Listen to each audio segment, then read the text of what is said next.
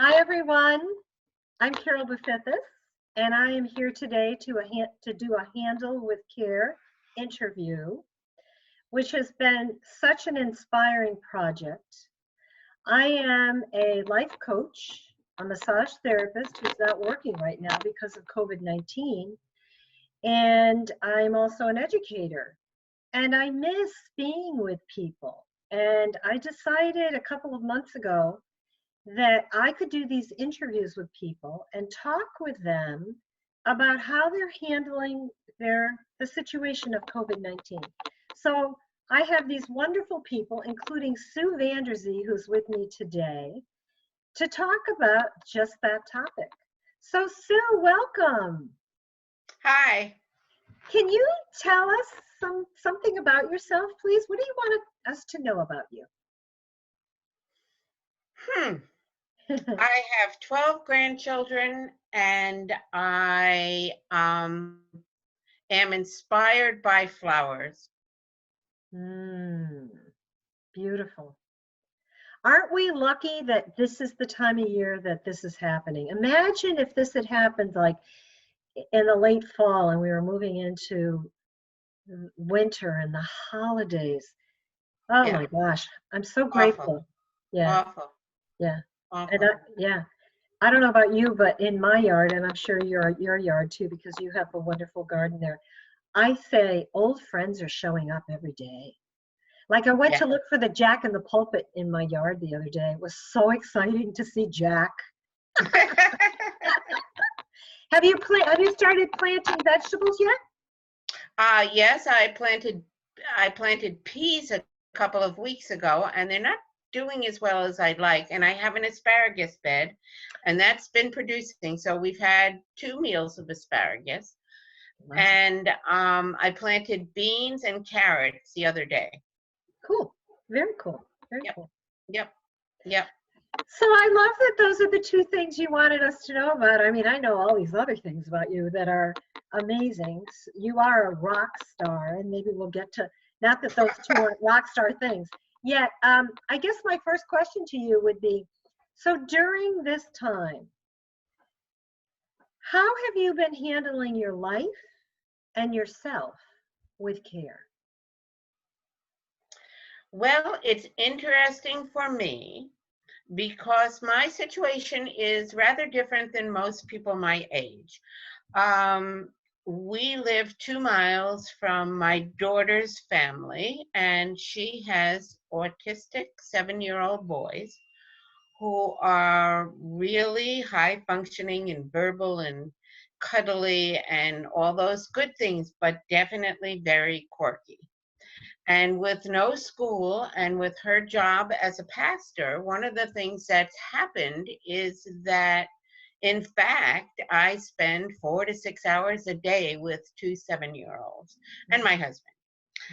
Thank God. And in the beginning, we were doing a lot of teaching, and now we're doing more playing because the teaching has moved online a bit, which is very difficult for them.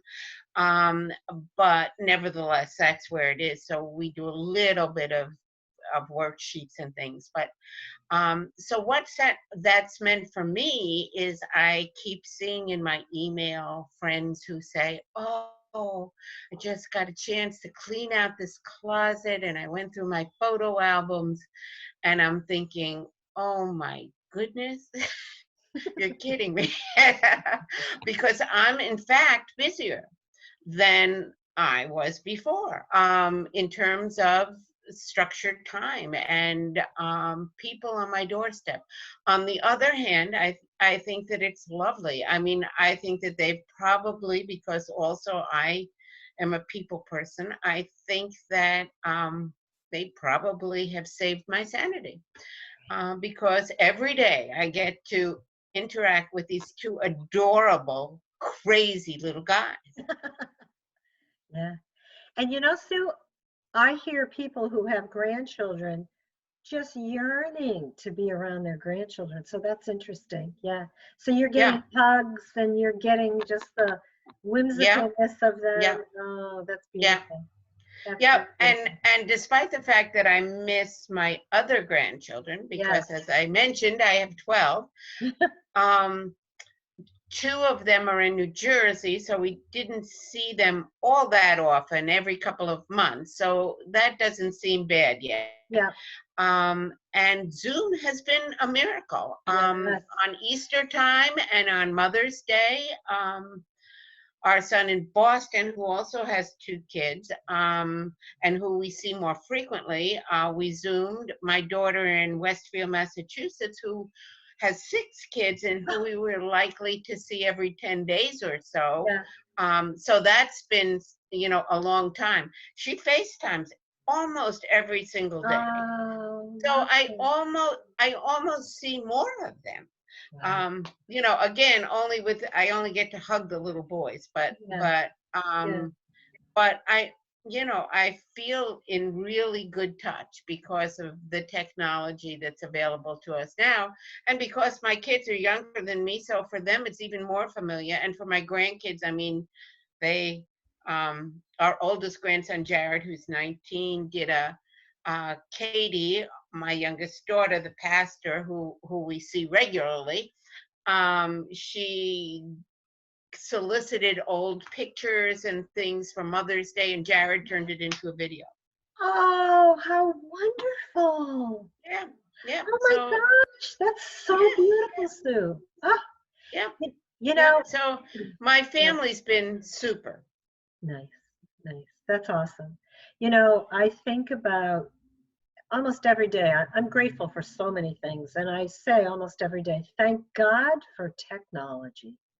Oh yeah, Because oh yeah, you go back and you look at, so many of the major issues that we've gone through or our ancestors have gone through, they didn't have any of this. They didn't have any of this. And so, no, yeah, it's just one more thing to be grateful for during this challenging time. Which yeah. brings me to my next question for you. So, in the world of self care, physical, mental, emotional, energetic, spiritual, what do you think is the biggest, or maybe there's several touchstones for you that help you during challenging times? Because I think we're all having times where we have a moment or many moments and go, this is Whoa. this is Yeah. so much. So how do you help your comfort yourself? Well, the other thing that's been different for me is right before we got locked down, I had partial knee replacement. And so, in fact, one of the things that I've really had to pay attention to is physical. And I had a new variation of partial knee replacement suggested by a friend, called Makoplasty, which is just like the shark. And the idea, her experience of it was that you heal faster, and that's the way that it's sold by the surgeons. Right. And in fact, my knee is quite fine. What I've had trouble doing and what I have devoted part of each day to is exercises to get the rest of my body, because my knee was so bad for so long, that you tip and you don't use your muscles properly. And so I've been going to PT, and the Middlesex PT people are fabulous. Right. And I have been spending a lot more time than I might have thinking about getting my body back to working. That's Uh, awesome. Yeah. That's great. That's great. so that's been interesting, but it's coincided almost exactly with the lockdown, which means that in some ways it's been easier for me. I mean, there's no place I can go, so I don't have that feeling of, oh yeah, I'm supposed to be going to this big meeting, or I'm supposed to be driving to Boston, or I'm supposed to be doing this, Yeah. because Right. hey, can't do it. So in one sense, it allows me to concentrate. The Yeah. way I take care of myself is I like to read and I love to garden. There you go. Reading is just, I just love to read. I just love to read, and I've been leaning towards light literature. Andrew McCall Smith is a current favorite. Oh, yeah. The Um, detective, all the detective books, right? yeah, all the number one ladies Yeah. detective agency, but he also has a series of books about a philosopher, and I was a philosophy major in college, so I like that one. And he also has one called 44 Scotland Street, Ah, about all of the people that live in this particular apartment complex, is what it sounds like. And oh, so it's very Scottish, and but they're just very light, and the people are endearing, and there's always a little bit of a story to carry you along, but it's perfect COVID-19 reading. beautiful. So are you reading on a Kindle? No, no, I like books. So are you And ordering the so, books? before the library closed in Cromwell, my Yeah. husband and I, who he loves mysteries, my husband and I went to the library and came out with two cloth bags full of books. Wow. They encouraged us to do it. Good. Yeah. They said, get your books. We don't care. Oh, There's no that's due dates. Just right. go get books. And Oh, awesome. and so that's what we did. And I've since bought some books on Amazon, and sent for a book for my book club is continuing on Zoom, and so Nice. that's a lovely thing. And so sent for my next, quite close to my daughter's church in Glastonbury, there's an independent bookstore, so I've been buying some things there. Beautiful. Beautiful. Yeah. Yeah. And Oh, wow. That's great. yeah, so besides reading, and I'd garden more if my legs were, 100%, but even so, it's been wonderful. So Oh, your life sounds wonderful in so many ways, you know? it You- yeah, it really, yeah. considering what some people are going through, Yeah. um, I'm blessed. I've been, I'm blessed. We're forging ahead, and I hope that we have learned some things from this, but Yeah. Well, one of the things that Sue has not told us is that she was an editor of a newspaper for a long time, and she's a beautiful writer. And last week in our little local paper, she wrote a beautiful article that I want her to read, and then we'll talk about it a little bit at the end, okay? So could you read that? What's it sure. called, Sue? What's the name of the article? It's called "What Next? Back to Normal," and quotes, air quotes. As some of us near almost 2 months, now we're over 2 months, of social distancing and sheltering in place, while others mark the same amount of time going to work under new and more stressful conditions, it seems like a good time to think about the months ahead. What do we know now that we didn't know before COVID-19 burst into our daily lives across the planet? How will things be different? How will they be the same? What will the new normal look like? One healthy change seems to be a new appreciation for who exactly are our essential workers. Doctors and healthcare professionals have always elicited respect, but in the future, perhaps teachers, nurses, aides, postal workers, delivery drivers, sanitation workers, and grocery store clerks will be looked at differently. In the case of teachers, oh boy, do we miss them. In the case of the post office, the sanitation department, delivery drivers of all sorts, health aides, and grocery store clerks, boy, are we glad they are still going to work. Gardening of all sorts seems to be on an upswing. The nursery center here, called Garden Dreams, that's about a mile from my house. I have never seen anything like it. The parking lot is packed every single day, this could help us take some processed food out of our diets and foster skills we didn't have before. Meat supply chains have been severely damaged. Perhaps now is the time to advocate for a more plant-based, locally sourced diet. In an unexpected development, animal foster and adoption agencies are seeing a rise in the number of placements they are able to make, and baby chicks are a hot commodity. I can see that. We had lost our longtime pet last year, and in the fall adopted a new dog, and I'm so glad we did. I mean, she's just been such a great companion, and if you were alone or if you had kids, oh, so much nicer to have a pet. Mm, So that's been really good for shelters. mm, We should know now that we can do without a lot of new stuff, and air travel is likely to decline for far longer than shelter in place orders, mm, both of which are surely good for the environment. mm. Many of us have become acquainted with a whole new way to travel through the wonders of the internet with virtual museums, parks, and historical site tours aplenty. That's amazing to me. I didn't know that. Yeah. I didn't know that you could go to Yellowstone without going to Yellowstone. And and I've been to Yellowstone, but it's fabulous. I Mm, mean, and it's beautiful. The photography is excellent, mm, and how wonderful. yeah. I just had, whoops. Did you lose what you were reading? No, I lost you. Oh, well, you keep talking because I can see you. Oh, you can see me? I can Okay, see so you I'll too. keep Yeah. going. Yeah. Let's see. Y- Parks. With the presence of children at home all day, every day, and a parent or two who may be working from home, the dual nature of the typical adult's responsibilities has never been more visible.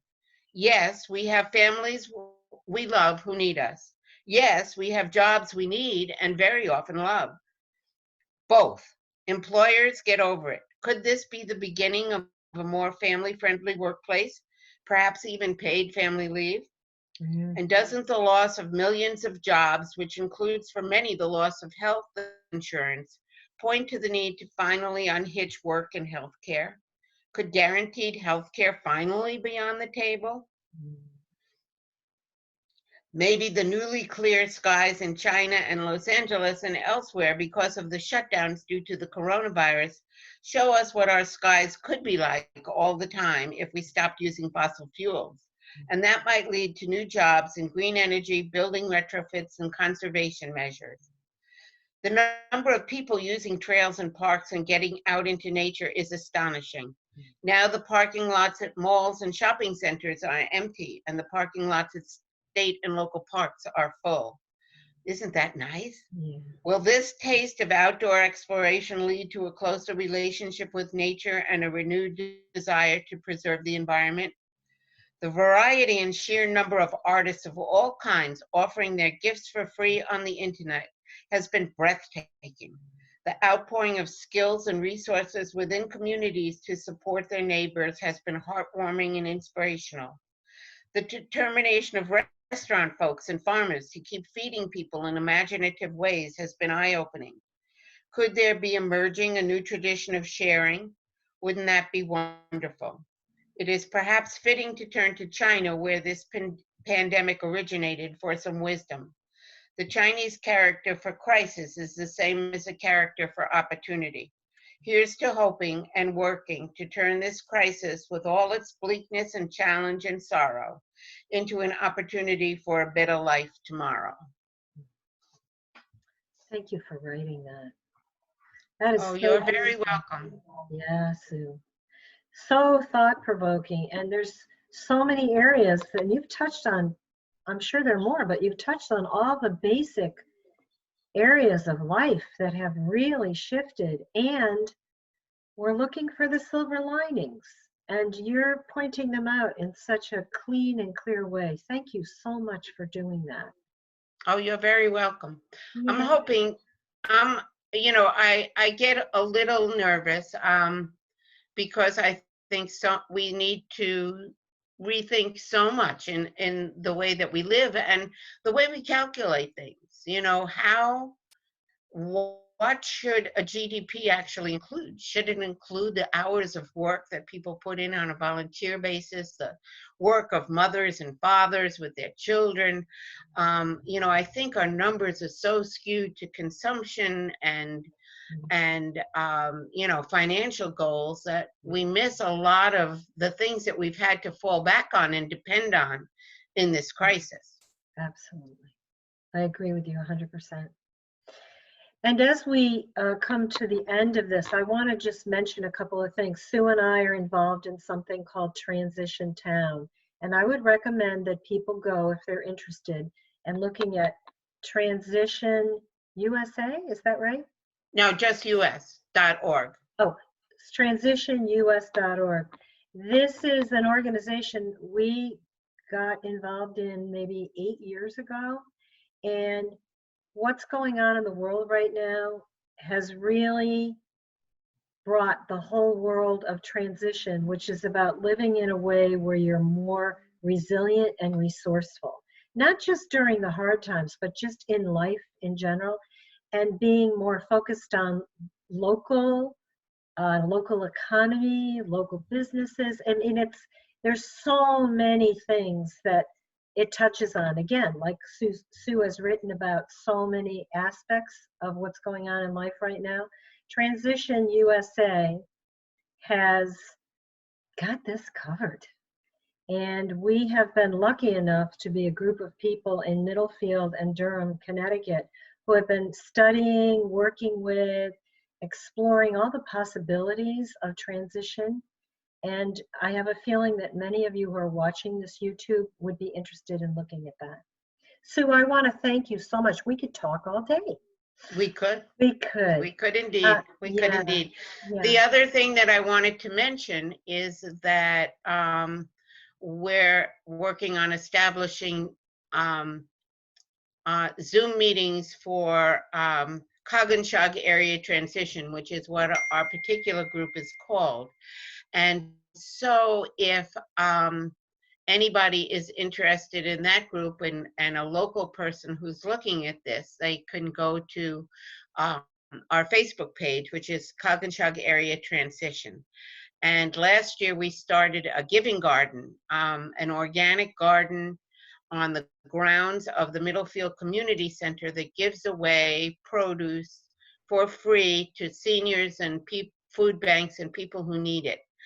And it's been a marvelous experience, and it's continuing this summer. It's one of the things that one can do in a pandemic, and because it's outside and because we're limiting the number of volunteers at any one time. But if you go to Coggins Area Transition Facebook page, you can see about that. Yeah, yeah. Thank you, Sue. I loved being with you today. And I will make sure that I write that down on this. This information will be under the interview, so people will be able to find it when they go to the YouTube page. Great, great. Yeah.